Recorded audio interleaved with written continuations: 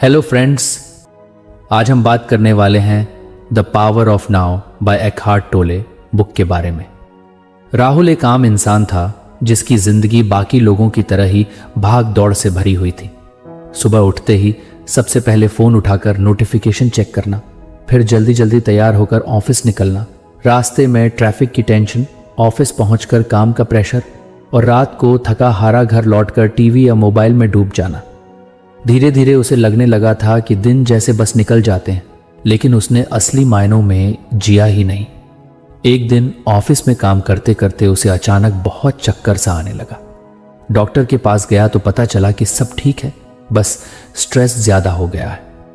Doctor ने सलाह दी, थोड़ा माइंडफुलनेस प्रैक्टिस करो, खासकर कॉन्शियस ब्रीदिंग और बॉडी अवेयरनेस। इससे दिमाग शांत होगा और प्रेजेंट मोमेंट का मजा लोगे। राहुल ने सोचा, ये सब तो योगियों और संतों वाली बातें हैं, मैं कैसे करूंगा। लेकिन फिर उसे याद आया कि अगर बदलाव नहीं लाया तो शायद जिंदगी बस यूं ही बीत जाएगी। अगले दिन सुबह उसने कोशिश की, अलार्म बजा, लेकिन जैसे रोज की तरह तुरंत उठकर भागने की बजाय उसने खुद को रोका। आंखें बंद करके उसने अपनी सांसों पर ध्यान देना शुरू किया। पहले तो दिमाग इधर उधर भागने लगा, कभी कल की मीटिंग याद आ गई, कभी मोबाइल चेक करने का मन किया। लेकिन उसने धीरे धीरे खुद को संभाला और सोचा, सिर्फ सांसों को देखना है। जैसे ही उसने गहरी सांस ली और महसूस किया कि हवा उसके नाक से अंदर जा रही है, सीने को भर रही है और फिर धीरे धीरे बाहर निकल रही है, उसे एक अजीब सा सुकून मिला। उसे लगा जैसे पहली बार उसने सच में सांसों को महसूस किया हो। रोज तो सांसें ऑटोमेटिक चलती रहती थी, लेकिन जब उसने ध्यान दिया तो समझ आया कि ये कितनी गहरी चीज है। कुछ मिनट बाद ही उसे हल्कापन महसूस हुआ। उस दिन ऑफिस गया तो उसे लगा जैसे थोड़ा फोकस बढ़ गया है। फिर उसने दूसरा तरीका अपनाया, बॉडी अवेयरनेस। एक शाम उसने तय किया कि वो बस अपने शरीर को ऑब्जर्व करेगा। वो कुर्सी पर बैठ गया, आंखें बंद की और धीरे धीरे सिर से लेकर पैर तक ध्यान देना शुरू किया। पहले उसने माथे की कसावट महसूस की, फिर कंधों का बोझ, फिर पेट में हल्की बेचैनी। ये सब चीजें पहले कभी नोटिस ही नहीं की थी। उसने बिना जज किए बस ऑब्जर्व किया और जैसे जैसे ऑब्जर्व करता गया वैसे वैसे उन जगहों की टेंशन थोड़ी कम होती गई। उसके लिए ये सब नया था। कभी कभी उसे लगता कि ये सब टाइम वेस्ट है, लेकिन फिर जब भी स्ट्रेस बढ़ जाता वो बस 2 मिनट की कॉन्शियस ब्रीदिंग करता और सच में उसका दिमाग हल्का हो जाता। धीरे धीरे ये उसकी हैबिट बन गई। एक दिन ऑफिस में बड़ी प्रेजेंटेशन थी। राहुल बहुत नर्वस था, हाथ पैर ठंडे हो रहे थे, लेकिन इस बार उसने खुद को रोका। उसने सोचा, बस 2 गहरी सांस लेनी है। उसने गहरी सांस ली, महसूस किया कि हवा अंदर जा रही है, सीने को भर रही है और फिर बाहर निकल रही है। 3 बार ऐसा करने के बाद उसका दिमाग अचानक साफ हो गया। प्रेजेंटेशन देते वक्त वो पहले से ज्यादा कॉन्फिडेंट था और बाद में सबने उसकी तारीफ की। धीरे धीरे राहुल की जिंदगी बदलने लगी। पहले वो हमेशा भविष्य या अतीत में अटका रहता था, कल गलती हो गई या कल मीटिंग में क्या होगा। लेकिन अब उसे समझ आ गया था कि असली मजा तो इसी पल में है। जब वो खाना खाता तो अब फोन नहीं चलाता, बस हर कौर को महसूस करता, स्वाद, खुशबू, टेक्सचर। पहले जो खाना बस पेट भरने के लिए होता था, अब वो सच में आनंद देने लगा। घर में उसकी माँ भी नोटिस करने लगी। पहले राहुल हमेशा चिड़चिड़ा रहता था, छोटी छोटी बात पर गुस्सा हो जाता था। अब वो थोड़ा शांत हो गया था। माँ ने हंसते हुए कहा, बेटा तूने कोई साधु संत का रास्ता पकड़ लिया है क्या? राहुल ने मुस्कुराकर जवाब दिया, नहीं माँ, बस अब थोड़ा सांस लेना सीख गया हूं। एक दिन राहुल अपने दोस्त अमित से मिला। अमित हमेशा टेंशन में रहता था, नौकरी की टेंशन, पैसे की टेंशन, रिश्तों की टेंशन। राहुल ने उसे कहा, तू एक काम कर, 5 मिनट मेरी तरह सांसों पर ध्यान दे। अमित ने मजाक उड़ाया, अरे यार ये सब तो बाबा लोग करते हैं, मैं नहीं। लेकिन राहुल ने जब उसे ऑफिस में सांसों से शांति पाते हुए छोटा सा किस्सा सुनाया तो अमित भी मान गया। दोनों ने साथ में प्रैक्टिस शुरू की। शुरुआत में अमित को बहुत मुश्किल लगी, दिमाग भागता रहा। लेकिन राहुल ने कहा, दिमाग का भागना ही नेचुरल है, तेरा काम है उसे बार बार सांसों पर लाना, बस इतना ही। धीरे धीरे अमित को भी असर दिखने लगा। राहुल अब छोटी छोटी चीजों का मजा लेने लगा था। सुबह की ठंडी हवा, चाय की खुशबू या बारिश की आवाज, ये सब चीजें पहले उसे भाग दौड़ में दिखती ही नहीं थी। अब उसे लगता था कि जिंदगी तो सच में सुंदर है, बस हमें रुक कर देखना आना चाहिए। एक दिन रविवार को राहुल पार्क में बैठा था। बच्चे खेल रहे थे, लोग टहल रहे थे, कोई योग कर रहा था। उसने गहरी सांस ली और खुद को कहा, बस इस पल को जीना है। उस पल उसे एहसास हुआ कि माइंडफुलनेस कोई बड़ी कठिन साधना नहीं है, ये तो बस जिंदगी को महसूस करने का तरीका है। धीरे धीरे उसकी आदतें भी बदलने लगी। वो अब खाने में जल्दी नहीं करता था, काम को बिना घबराहट के करता, और सबसे बड़ी बात, अब वो खुद से जुड़ा हुआ महसूस करता था। उसे समझ आ गया था कि प्रेजेंस यानी वर्तमान में रहना ही असली खुशी है। राहुल की ये यात्रा हमें सिखाती है कि माइंडफुलनेस का मतलब कहीं दूर पहाड़ों पर जाकर साधना करना नहीं है। ये तो हमारे रोजमर्रा की जिंदगी में ही है। बस सांसों को महसूस करना, शरीर को सुनना और हर पल को जिया हुआ बनाना। यही तकनीक हमें स्ट्रेस से बचाती है, दिमाग को साफ करती है और दिल को हल्का रखती है। अगर आपको हमारी फ्री समरी अच्छी लगती है तो आप हमारे चैनल को सब्सक्राइब कर सकते हैं, हमारी मेंबरशिप खरीद सकते हैं या हमें यूपीआई के थ्रू सपोर्ट कर सकते हैं। अब समरी पर वापस चलते हैं। अगर हम सब दिन में बस 5 मिनट भी कॉन्शियस ब्रीदिंग करें या बॉडी अवेयरनेस प्रैक्टिस करें तो हम देखेंगे कि हमारी जिंदगी धीरे धीरे बदलने लगेगी। क्योंकि असली जिंदगी कल या कल में नहीं है, बल्कि इसी पल में है, यहीं अभी। राहुल की जिंदगी अब पहले जैसी नहीं रही थी। माइंडफुलनेस की वजह से उसका स्ट्रेस कम हो गया था। वह ज्यादा शांत और खुश रहने लगा था। लेकिन असली चुनौती अभी बाकी थी। काम का प्रेशर तो वो संभालने लगा था, लेकिन रिश्तों की जटिलताओं को कैसे हैंडल करे, ये उसके लिए उतना आसान नहीं था। राहुल की एक बहन थी, नेहा। दोनों में बहुत प्यार था, लेकिन छोटी छोटी बातों पर झगड़े भी हो जाते थे। एक दिन नेहा ने राहुल से कहा, तू हमेशा अपने काम में ही बिजी रहता है, घर वालों के लिए टाइम ही नहीं है। राहुल को गुस्सा आ गया। उसने पलट कर कहा, अरे मैं इतनी मेहनत करता हूं तो किसके लिए? सब तुम्हारे लिए ही तो है। नेहा रोते हुए कमरे से चली गई। राहुल को बाद में बहुत बुरा लगा। उसने सोचा, मैं माइंडफुलनेस सीख रहा हूं, फिर भी गुस्सा क्यों आया? आखिर गलती कहां हुई? तभी उसे डॉक्टर की वो बात याद आई, रिश्तों में सबसे बड़ी मुश्किल हमारा ईगो है। जब हम हर बात को मैं सही हूं तू गलत की तरह देखते हैं, तब लड़ाई होती है। लेकिन अगर अवेयरनेस लाओ तो वही कॉन्फ्लिक्ट कनेक्शन का मौका बन सकता है। अगले दिन राहुल ने कॉन्शियसली ऑब्जर्व किया कि जब नेहा ने उसे शिकायत की तो उसके अंदर तुरंत ईगो जाग गया था। उसे लगा था कि उसकी मेहनत की कदर नहीं की जा रही। उसने खुद को एक शहीद की तरह देखा, मैं सबके लिए करता हूं और मुझे ही दोष मिल रहा है। यही सोच उसे गुस्से में ले गई। लेकिन असल में नेहा बस चाहती थी कि भाई उसके साथ थोड़ी बातें करे, उसके साथ समय बिताए। राहुल ने ठान लिया कि अगली बार वो अपने ईगो को पहचानने की कोशिश करेगा। कुछ दिनों बाद फिर एक मौका आया। इस बार नेहा ने कहा, तू कभी मेरी बात सुनता ही नहीं। राहुल के अंदर फिर से वही पुराना गुस्सा उठने लगा, लेकिन उसने तुरंत सांसों पर ध्यान दिया। गहरी सांस ली और खुद से कहा, ये ईगो बोल रहा है, असल सच्चाई ये है कि वो कनेक्ट करना चाहती है। उसने शांत होकर जवाब दिया, शायद तू सही कह रही है, मैं सच में कम सुनता हूं। चल आज बैठते हैं, तू मुझे सब बता। नेहा पहले तो हैरान रह गई, फिर धीरे धीरे उसने अपनी बातें शेयर की। उसने कहा कि उसे अकेलापन लगता है, राहुल उससे पहले जैसा टाइम नहीं बिताता। राहुल ने ध्यान से सुना और महसूस किया कि असल समस्या गहरी कनेक्शन की कमी थी, न कि कोई बड़ी लड़ाई। उस दिन दोनों देर तक बातें करते रहे। नेहा हंसते हंसते बोली, आज तू पहली बार सच में मुझे सुन रहा है। राहुल मुस्कुरा दिया। उसे एहसास हुआ कि रिश्तों में कॉन्फ्लिक्ट असल में एक मौका है गहरी अंडरस्टैंडिंग का। अगर हम ईगो से हटकर सुने तो कनेक्शन और मजबूत हो सकता है। धीरे धीरे राहुल ने यह तरीका बाकी रिश्तों में भी अपनाना शुरू किया। ऑफिस में एक सहकर्मी संजय उससे अक्सर भिड़ जाता था। राहुल को हमेशा लगता था कि संजय उसे नीचा दिखाना चाहता है, लेकिन अब उसने कॉन्शियसली ऑब्जर्व किया कि यह भी उसका ईगो ही सोच रहा है। एक दिन मीटिंग में संजय ने उसकी राय काट दी।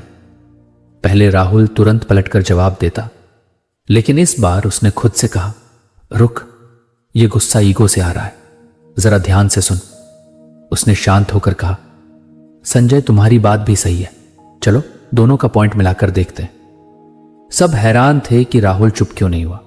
मीटिंग के बाद संजय उसके पास आया और बोला, यार आज तूने मेरी इज्जत रख ली, वरना हर बार हम झगड़ पड़ते थे।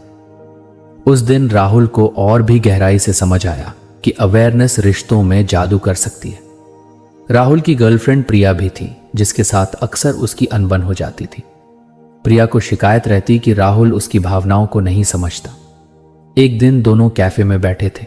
प्रिया ने कहा, तू हमेशा बस अपने काम की बात करता है, मुझे कभी प्रॉपर टाइम ही नहीं देता। राहुल के अंदर फिर वही ईगो बोलने लगा, मैं इतना सब कर रहा हूं, फिर भी इसकी नजर में मैं गलत। लेकिन इस बार उसने खुद को रोका। उसने गहरी सांस ली और बॉडी अवेयरनेस का इस्तेमाल किया। उसने महसूस किया कि उसका चेहरा गर्म हो रहा है, कंधे सख्त हो गए। उसने खुद से कहा, ये ईगो ड्रिवन रिएक्शन है, अगर मैंने इसे फॉलो किया तो लड़ाई पक्की है। उसने प्रिया की आंखों में देखा और बस कहा, शायद तू सही कह रही है, चल आज बस तेरी बातें सुनता हूं। प्रिया पहले तो चुप रही, फिर धीरे धीरे अपनी सारी भावनाएं खोल दी। उसने कहा कि उसे लगता है राहुल बस काम में खो जाता है और उनकी रिलेशनशिप को उतना महत्व नहीं देता। राहुल ने पहली बार बिना टोके, बिना समझाए बस सुना। प्रिया की आंखों में आंसू आ गए और उसने कहा, आज तूने सच में मुझे महसूस किया। उस पल राहुल को लगा कि रिश्ता अब और गहरा हो गया है। उसके दोस्तों ने भी उसमें बदलाव देखा। अब वो पहले जैसा रिएक्टिव नहीं रहा था। छोटी छोटी बातों पर लड़ने की बजाय वो सुनता, समझता और फिर शांत होकर जवाब देता। उसके दोस्त कहते, यार तू तो बदल गया है, पहले तू हर चीज पर बहस करता था। राहुल हंसकर जवाब देता, अब मैंने सीखा है कि बहस से ज्यादा मजा कनेक्शन में है। धीरे धीरे उसे एहसास हुआ कि रिश्तों की सबसे बड़ी दुश्मन ईगो है। जब भी हम सोचते हैं कि मैं सही हूं और दूसरा गलत है, तभी लड़ाई जन्म लेती है। लेकिन अगर हम अवेयरनेस लाकर खुद से पूछें, क्या ये सच में मेरा दिल बोल रहा है या सिर्फ ईगो, तो हमें समझ आता है कि सामने वाला भी इंसान है, उसकी भी फीलिंग्स हैं और शायद वो भी सिर्फ प्यार और समझ चाहता है। राहुल अब हर कॉन्फ्लिक्ट को एक मौके की तरह देखने लगा था। अगर प्रिया नाराज होती तो वो सोचता, ये मौका है उसे गहराई से समझने का। अगर नेहा शिकायत करती तो वो सोचता, ये मौका है हमारे रिश्ते को और मजबूत बनाने का। अगर ऑफिस में कोई सहकर्मी उससे भिड़ता तो वो सोचता, ये मौका है टीम वर्क को और बेहतर करने का। एक बार राहुल ने खुद से कहा, पहले मैं सोचता था कि माइंडफुलनेस बस अपने दिमाग को शांत करने की तकनीक है, लेकिन अब समझ आया कि ये तो रिश्तों में भी उतना ही जरूरी है, क्योंकि जब मैं अपने ईगो को देख पाता हूं तभी मैं सच में किसी और से जुड़ पाता हूं। धीरे धीरे उसका और प्रिया का रिश्ता बहुत मजबूत हो गया।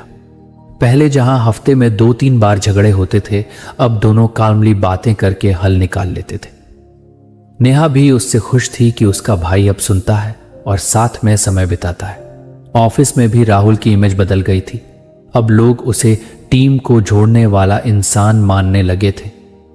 राहुल की कहानी हमें यही सिखाती है कि रिश्तों में सबसे बड़ी दीवार हमारा ईगो है।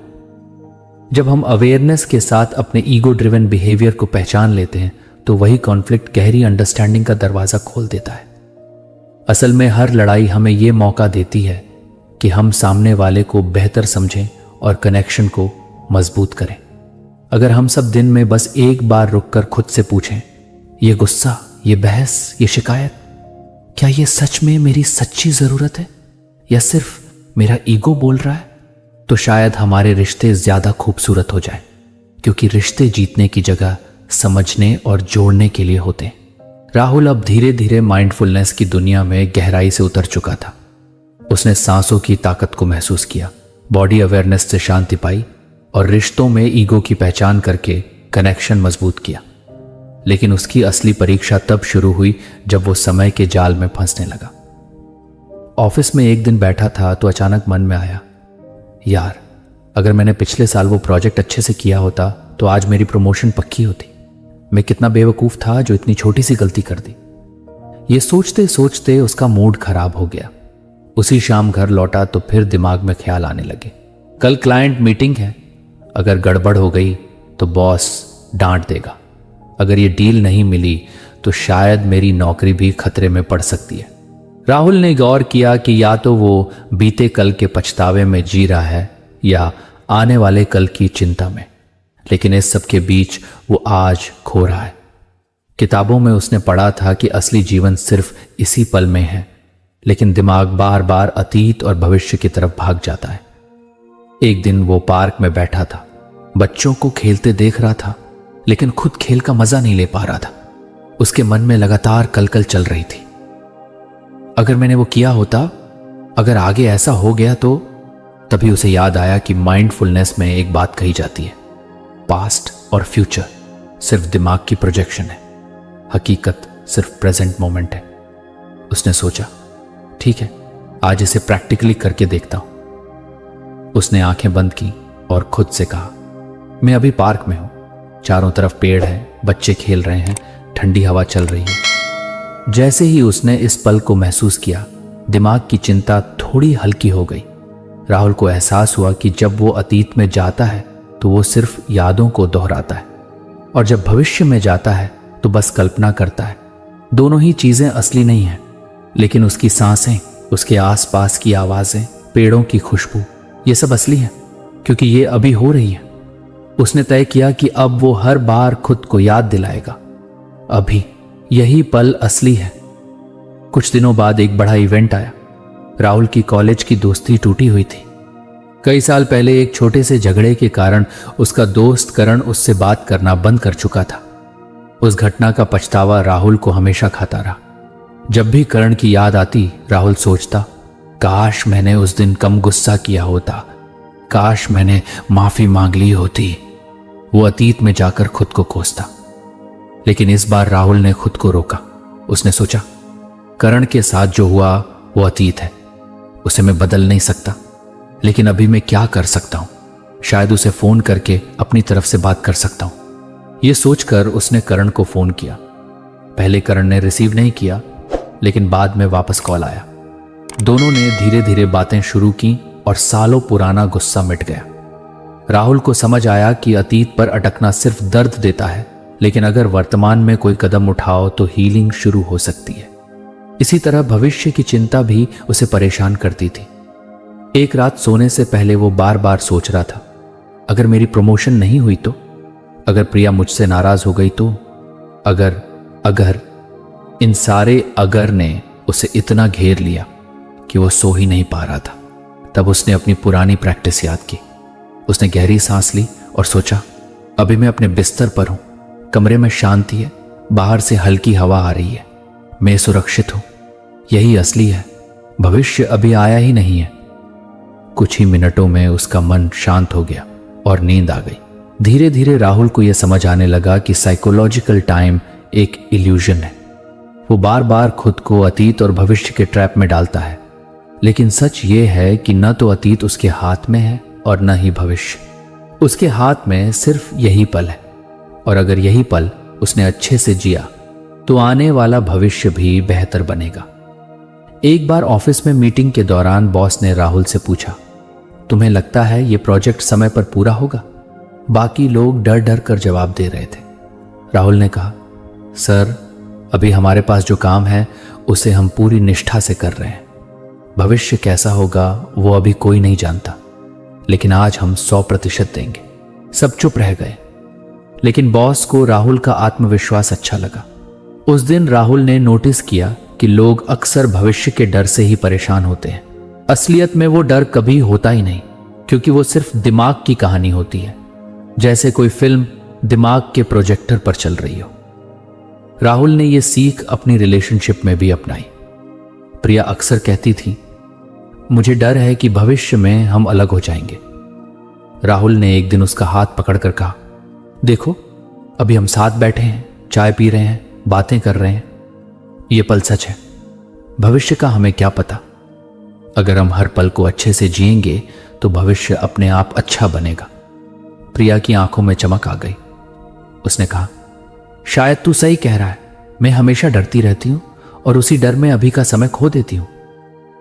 राहुल के परिवार में भी ये बदलाव दिखने लगा। पहले वो और नेहा अक्सर पुरानी बातों पर झगड़ते थे। तूने बचपन में ये किया था, तू हमेशा ऐसा करता है। लेकिन अब राहुल कहता, नेहा वो सब अतीत है, अभी हम साथ हैं, यही सबसे बड़ा गिफ्ट है। धीरे धीरे नेहा भी इस आदत को अपनाने लगी। राहुल को अब हर पल में छिपा जादू दिखने लगा। पहले जब वो खाना खाता था तो या तो फोन में बिजी होता था या भविष्य की चिंता करता था। अब जब भी वो खाना खाता तो सिर्फ खाने पर ध्यान देता, हर कौर का स्वाद, खुशबू और टेक्सचर महसूस करता। ये सब उसे उस पल में ग्राउंडेड रखता। एक रविवार की सुबह वो छत पर बैठा चाय पी रहा था। पहले वो सोचता, अरे सोमवार को फिर काम शुरू हो जाएगा, छुट्टी कितनी जल्दी खत्म हो गई। लेकिन इस बार उसने खुद से कहा, नहीं, अभी रविवार की सुबह है, धूप हल्की है, हवा ठंडी है, यही पल असली है। सोमवार की चिंता करके इसे खराब क्यों करूं। उस दिन की चाय का मजा उसे पहले से कहीं ज्यादा आया। राहुल ने अब अपने दोस्तों के बीच भी ये बात फैलानी शुरू की। एक बार अमित ने कहा, यार मुझे हमेशा ये डर रहता है कि आने वाले सालों में मेरी नौकरी जाएगी तो मैं क्या करूंगा। राहुल ने हंसते हुए जवाब दिया, अरे भाई अभी तू नौकरी कर रहा है ना, कल कौन जाने। चल आज का काम अच्छे से करते हैं, बाकी कल देखा जाएगा। अमित को पहले ये बात मजाक लगी, लेकिन धीरे धीरे उसे भी समझ आने लगा कि डर हमेशा भविष्य में ही होता है, असली शांति तो इसी पल में है। राहुल अब जान चुका था कि साइकोलॉजिकल टाइम बस दिमाग का बनाया हुआ इल्यूजन है। जब हम बार बार अतीत और भविष्य में उलझते हैं तो असल जिंदगी जीना भूल जाते हैं। लेकिन जब हम खुद को वर्तमान में लाते हैं तो हर पल खास बन जाता है। उसकी जिंदगी अब पहले जैसी नहीं रही। वो न अतीत के पछतावे में डूबता, न भविष्य की चिंता में घुटता। उसने सीखा कि असली आजादी तभी है जब इंसान हर पल को पूरी तरह से जीना सीख ले। राहुल की ये यात्रा हमें सिखाती है कि अतीत बीत चुका है, भविष्य अभी आया ही नहीं है और असली हकीकत सिर्फ यही पल है, अभी यही। अगर हम हर पल को माइंडफुलनेस के साथ जिएं तो पूरी जिंदगी एक नई चमक से भर जाएगी। राहुल अब जिंदगी को एक नए नजरिए से देखने लगा था। पहले जो इंसान हर वक्त भाग दौड़, तनाव और गुस्से में डूबा रहता था, अब वही छोटी छोटी चीजों में भी सुकून ढूंढने लगा था। उसे अतीत और भविष्य के चक्कर से बाहर निकलकर अभी में जीने का मजा मिल रहा था।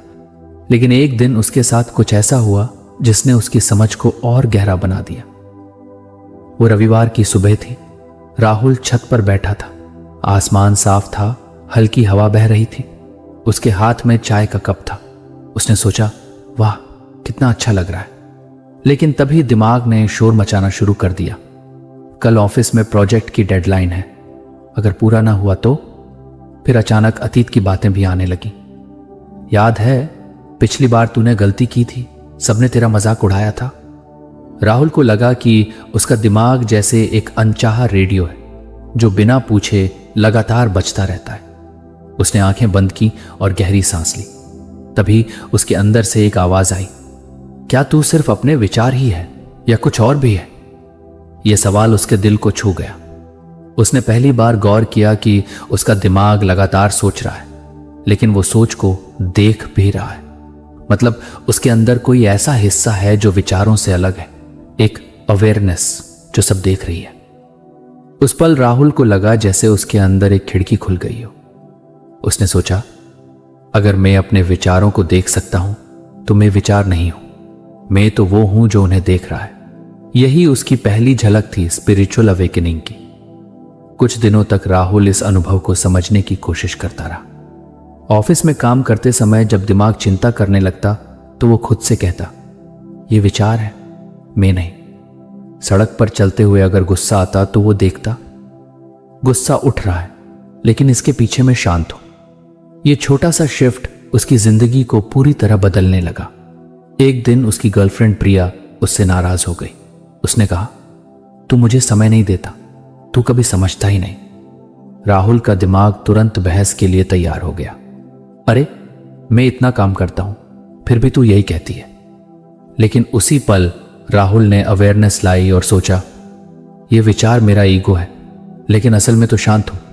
उसने प्रिया को देखा और कहा, शायद तुझे सच में बुरा लग रहा है, चल आज बस तेरी सुनता हूं। प्रिया पहले हैरान हुई, फिर मुस्कुराई और बोली, आज तूने मुझे सच में समझा। राहुल को समझ आने लगा कि स्पिरिचुअल अवेकनिंग का मतलब है अपने आप को माइंड से अलग देखना। माइंड तो कभी खुश होता है, कभी दुखी, कभी गुस्से में, कभी डरा हुआ, लेकिन असल मैं इन सब से परे हूं। मैं वो हूं जो इन सबको देख रहा है। उसने इस अनुभव को और गहराई से समझने के लिए मेडिटेशन शुरू किया। रोज सुबह 15 मिनट वो चुपचाप बैठ जाता। विचार आते, आज ये काम करना है, कल ये गलती हुई थी, लेकिन अब वो उनसे लड़ता नहीं था, बस देखता। धीरे धीरे उसे महसूस होने लगा कि विचार वैसे ही हैं जैसे आसमान में बादल, आते हैं जाते हैं, लेकिन आसमान हमेशा वैसा ही रहता है, खुला, शांत और विशाल। और वही आसमान उसकी असली पहचान है। एक दिन राहुल ऑफिस से लौटते समय ट्रैफिक में फंसा हुआ था। पहले की तरह वो चिड़चिड़ा नहीं हुआ। उसने खुद से कहा, ट्रैफिक बाहर है, लेकिन अंदर मैं शांत रह सकता हूं। उसने देखा कि उसके आसपास लोग गुस्से में हॉर्न बजा रहे हैं, लेकिन उसके अंदर एक गहरी शांति थी। उस पल उसे महसूस हुआ कि बाहर की दुनिया चाहे जैसी भी हो, अगर मैं अपनी अवेयरनेस से जुड़ा रहूं तो कुछ भी मुझे डिस्टर्ब नहीं कर सकता। धीरे धीरे उसका पूरा नजरिया बदल गया। पहले वो सोचता था कि मैं राहुल हूं, इंजीनियर, बेटा, भाई, बॉयफ्रेंड, लेकिन अब उसे लगने लगा कि ये सब लेबल्स हैं। असल में तो कुछ और हूं, वो टाइमलेस अवेयरनेस जो हर स्थिति को देखती है, जो हर रोल को निभाती है, लेकिन किसी रोल तक सीमित नहीं है। उसने ये बात अपने दोस्त अमित से भी शेयर की। अमित बोला, यार ये सब तो बड़े बड़े बाबा लोग कहते हैं, तू कैसे इस नतीजे पर पहुंच गया? राहुल ने मुस्कुराकर कहा, भाई मैंने बस ऑब्जर्व किया कि मेरा दिमाग लगातार चलता रहता है, लेकिन जब मैं उससे थोड़ा पीछे हटकर देखता हूं तो मुझे एक गहरी शांति मिलती है। यही तो असली मैं हूं। अमित ने पहले मजाक किया, लेकिन फिर धीरे धीरे क्यूरियोसिटी में उसने भी कोशिश शुरू की। राहुल की मां ने भी उसमें बदलाव महसूस किया। पहले वो छोटी छोटी बातों पर चिढ़ जाता था, अब मां अगर कुछ कह देती तो राहुल मुस्कुरा देता। मां ने पूछा, बेटा तू इतना बदल कैसे गया? राहुल ने कहा, मां पहले मैं हर बात को दिमाग से लेता था, अब समझ गया हूं कि असली में दिमाग नहीं हो, मैं तो वो हूं जो इसे देख रहा है। उसकी ये नई समझ उसके रिश्तों, काम और रोजमर्रा की जिंदगी में जादू करने लगी। अब वो हर हालात में थोड़ा दूरी से देख पाता था।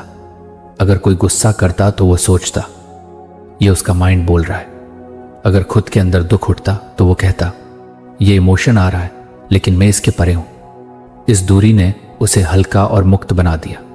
राहुल को महसूस हुआ कि स्पिरिचुअल अवेकनिंग कोई जादू या चमत्कार नहीं है, ये बस एक शिफ्ट है अपने आप को माइंड से अलग पहचानने की। माइंड तो समय में जीता है, पास्ट और फ्यूचर में, लेकिन अवेयरनेस टाइमलेस है, ये हमेशा अभी है और असली शांति उसी से आती है। एक रात राहुल छत पर लेटा आसमान देख रहा था। तारे चमक रहे थे। उसने सोचा, ये आसमान कितना विशाल है, लेकिन फिर भी सब कुछ समेटे हुए है। वैसे ही मेरी अवेयरनेस भी विशाल है और सारे विचार, सारे इमोशंस, सारे अनुभव इसमें आते जाते हैं, लेकिन असली मैं तो हमेशा वही हूं, खुला, शांत और असीम। उस पल उसे लगा जैसे उसने जिंदगी का असली राज समझ लिया हो। राहुल की ये कहानी हमें सिखाती है कि स्पिरिचुअल अवेकनिंग का मतलब है खुद को सोच से, माइंड से अलग पहचानना। हम सिर्फ अपनी कहानियां, लेबल, विचार नहीं हैं, हम उससे कहीं बड़े हैं। वो अवेयरनेस जो हमेशा मौजूद है, जो कभी बदलती नहीं। जब ये समझ आती है तो इंसान सच्ची आज़ादी और शांति का अनुभव करता है। अब राहुल जब भी किसी से मिलता है तो उसमें सिर्फ उसका बिहेवियर नहीं देखता, वो जानता है कि हर इंसान के पीछे भी वही अवेयरनेस है। यही सोच उसके रिश्तों को और गहरा बना रही थी और यही सोच उसकी जिंदगी को एक नई दिशा दे रही थी। राज अब धीरे धीरे समझ चुका था कि उसकी जिंदगी का असली खजाना किसी सपने जैसे भविष्य या बीते हुए कल में नहीं, बल्कि इस पल में छुपा है। कई बार वो अपने कमरे में बैठकर सोचता कि कितने साल उसने सिर्फ या तो पछतावे में या फिर आने वाले कल की चिंता में बर्बाद कर दी। पर अब उसे एहसास हो रहा था कि यही अभी ही सबसे बड़ा तोहफा है। एक दिन शाम को राज पार्क में टहल रहा था। हवा हल्की हल्की ठंडी थी, बच्चे झूले पर खेल रहे थे और बुजुर्ग लोग बेंच पर बैठकर बातें कर रहे थे। पर राज का ध्यान किसी शोर या हलचल पर नहीं था, बल्कि वो अपने हर कदम, अपनी हर सांस को महसूस कर रहा था। जैसे ही उसका पैर जमीन पर पड़ता, वो उस स्पर्श को नोटिस करता। जैसे ही हवा उसके चेहरे को छूती, वो उस ठंडक को महसूस करता।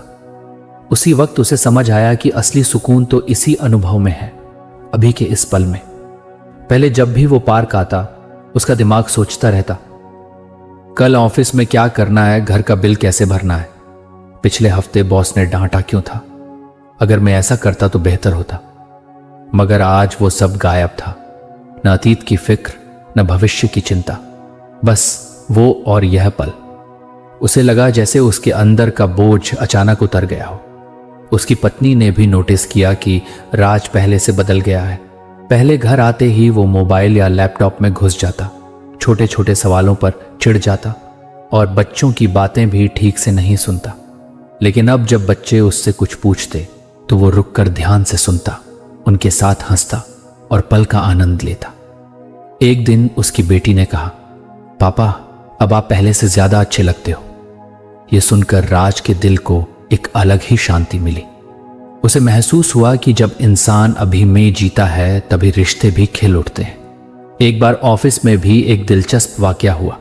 वहां अक्सर प्रोजेक्ट की डेडलाइन को लेकर झगड़े और बहस होती रहती थी।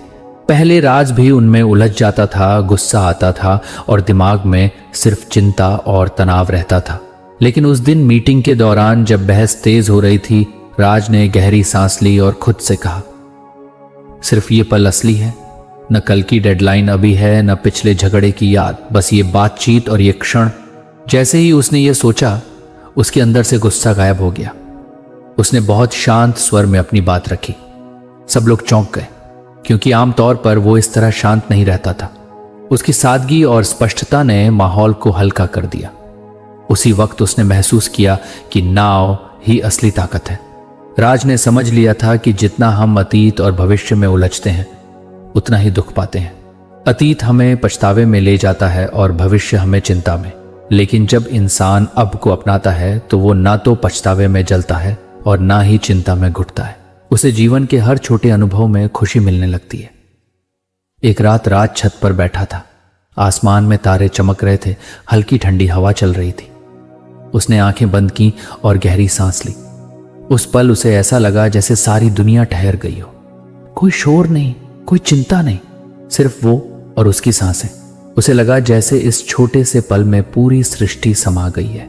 अचानक उसे अंदर से एक गहरी शांति और आनंद महसूस हुआ। उसने सोचा, अगर मैं हर पल को ऐसे ही जी पाऊं तो मुझे कभी दुख नहीं होगा। धीरे धीरे ये उसकी आदत बन गई। चाहे वो खाना खा रहा हो, बच्चों से बात कर रहा हो या बस चाय पी रहा हो, वो पूरी तरह उस अनुभव में डूब जाता। जब चाय का पहला घूंट उसके गले से उतरता तो वो उसका स्वाद सच में महसूस करता। पहले वो चाय पीते वक्त दिमाग में और बातें सोचता रहता, लेकिन अब चाय पीना भी एक ध्यान, मेडिटेशन जैसा अनुभव हो गया था। लोगों ने भी महसूस किया कि राज बदल गया है। वो ज्यादा खुश, ज्यादा शांत और ज्यादा समझदार हो गया है। पहले जो चीजें उसे परेशान कर देती थीं, अब उन पर वो हंस देता। उसके दोस्त कहते, राज तू पहले से कितना अलग हो गया है। तुझे देख के लगता है जैसे तेरे अंदर कोई नई रोशनी आ गई हो। और सच में उसके अंदर वो रोशनी थी, नाव की रोशनी।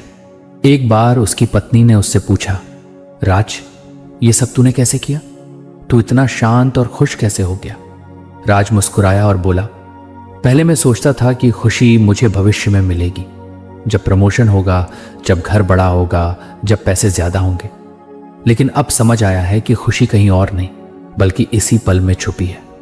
अगर मैं अभी का आनंद नहीं ले सकता तो भविष्य का भी नहीं ले पाऊंगा। धीरे धीरे राज को एहसास हुआ कि यही असली एनलाइटनमेंट है। जब इंसान हर पल में पूरी तरह जीना सीख लेता है तो उसका दुख घुल जाता है। जब हम अतीत और भविष्य की बेड़ियों से मुक्त हो जाते हैं तभी हम सच में आज़ाद होते हैं। और यही आज़ादी असली शांति और आनंद देती है। अब राज का हर दिन एक तोहफे जैसा था। चाहे परिस्थिति जैसी भी हो, वो उसे एक अवसर की तरह देखता। अगर दिक्कत आती तो वो सोचता, ये भी अभी का हिस्सा है और मैं इसे पूरी जागरूकता से जी सकता हूं। अगर खुशी आती तो वो उसे भी दिल खोलकर अपनाता। उसकी जिंदगी अब दौड़ नहीं रही थी, बल्कि हर पल में खिल रही थी। राज की ये कहानी हमें यही सिखाती है कि असली खजाना किसी मंजिल में नहीं, बल्कि सफर के हर पल में छुपा है। जब हम नाव को अपनाते हैं तो दुख अपने आप पिघल जाते हैं और जिंदगी रंगों से भर जाती है। यही नाव असली द्वार है रोशनी और सुकून की तरफ। और जब इंसान उस द्वार को खोल लेता है तो उसे एहसास होता है कि जीवन कभी अधूरा नहीं था, वो हमेशा से पूरा था, बस हमें उसे देखने की नजर नहीं थी। तो फ्रेंड्स, ये थी हमारी आज की बुक समरी। आपको कैसी लगी कमेंट करके ज़रूर बताएं और धन्यवाद आपका समरी एंड तक सुनने के लिए।